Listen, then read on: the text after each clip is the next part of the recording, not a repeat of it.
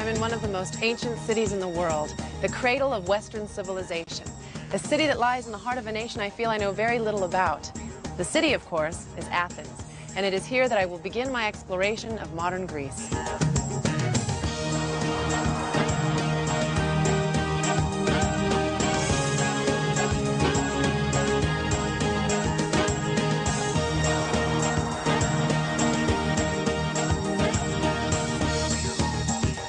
Greece lies in the south of the Balkan Peninsula. To the north lie Albania, Bulgaria, and former Yugoslavia, and to the east lies Turkey. From Athens, I'll travel by ferry to the island of Chios. Back on the mainland, I'll journey through the Peloponnese to the Mani Peninsula. Then I'll travel to the mountain region of Zagora Horia near the Albanian border and on to the town of Ceres. The final leg of my journey takes me to the extraordinary scenery of Meteora.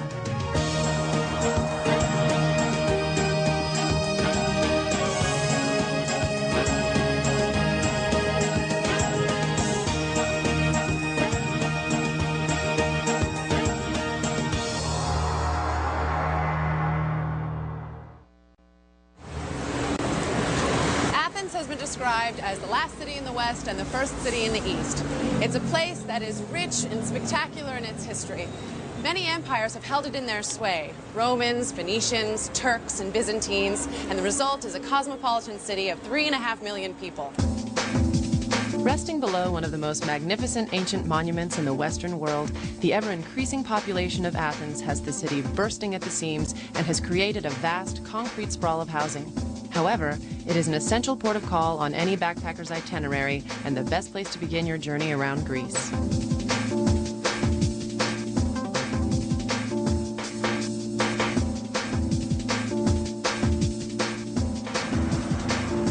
Athens is also legendary for its traffic problems.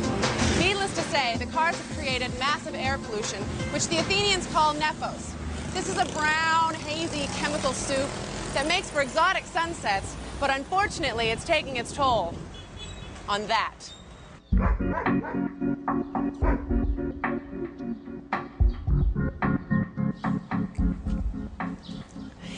If you're heading up to the Acropolis, I suggest you take the route through the Plaka and Anaphtiotica. It's like a little oasis of tranquility. It's very serene.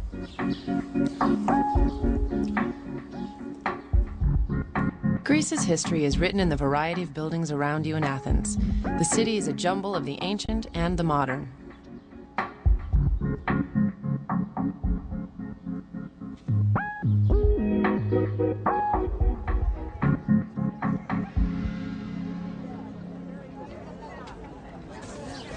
Well, I'll be. There's so much of my own folk around here, I feel right at home. The approach to the Acropolis is totally awe-inspiring. It's amazing. It's amazing.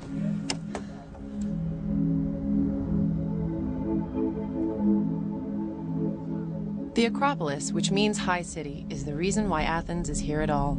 It has been a religious site since Neolithic times, but it began to take its current form in the time of Pericles in around 480 BC. Since then, it has had a checkered history, suffering damage by earthquake, being blown up by the Venetians, converted into a mosque, and losing its marbles to the British.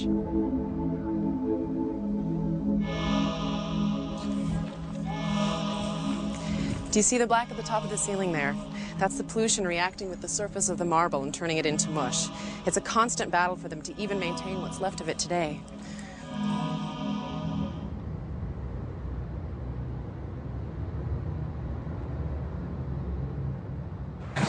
Taxis may be cheap here, but they're hard to get, and you should be prepared to share them with a variety of complete strangers. A new and better way to get around is with a motorcycle taxi, which just slices through traffic. Helmet for safety. Oh, and we're off. Woo! Athens is a mecca for the young people of Greece who head here in search of excitement. These young people work hard to keep up its reputation as a lively and vibrant city. It only really comes alive at night, and by night, I mean after midnight. Before that, most Athenians don't even bother to leave the house.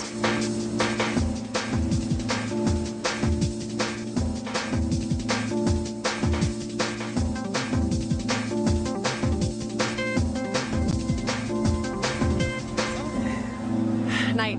Whew. This is Exodia, the center of student life in the city, and historically known as a haunt for anarchists and those in search of counterculture. I'm here to check out Rembetika, which is equivalent to the Greek blues. There are Rembetikas all over town, although, like most clubs here, they close for the summer or move to the beach.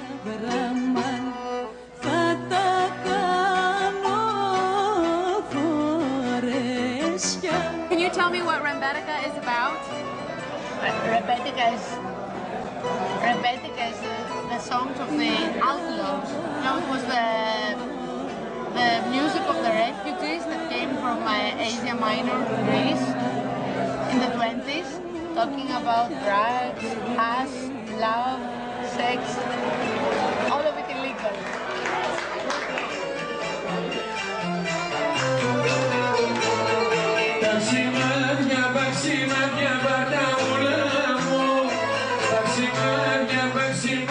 Greece is physically and culturally at a crossroads. It is said their heart is most definitely east, but their mind is west. Rembetika is characteristic of this.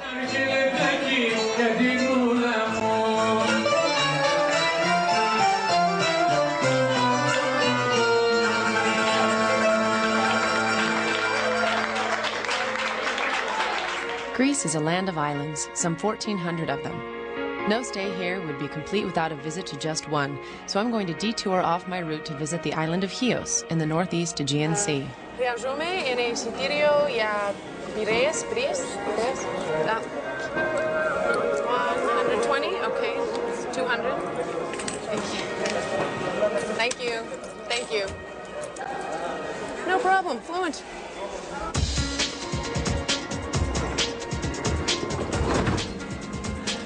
Need to find out which stop I'm getting off at. How far away is Piraeus? Ferries leave from the port of Piraeus, a 25-minute train ride from Athens. From there, you can catch a ferry to virtually every island in the Aegean Sea.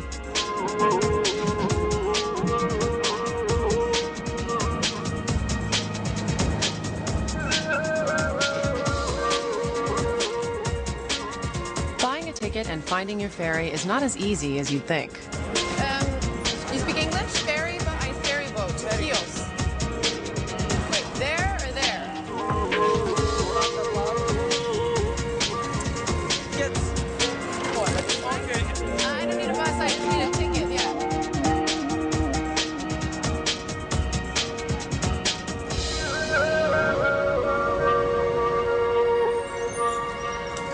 Finally, a ticket. But of course, the ferry is about a mile away. A ticket to the island of Chios costs about $13. Although ferries dock according to destination, if its berth is busy, they may move anywhere there is space, so be prepared for a bit of confusion. Once on board, the journey takes 8 hours. The history of Greece has always been linked to the sea. They've been traveling these waters since the time of Ulysses.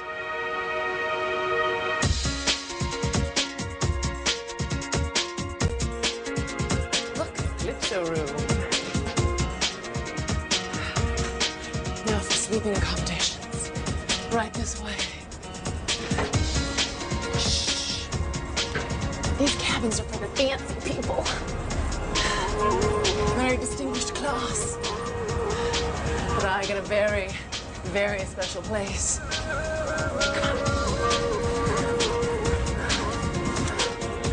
Which one should I pick? There are just so many.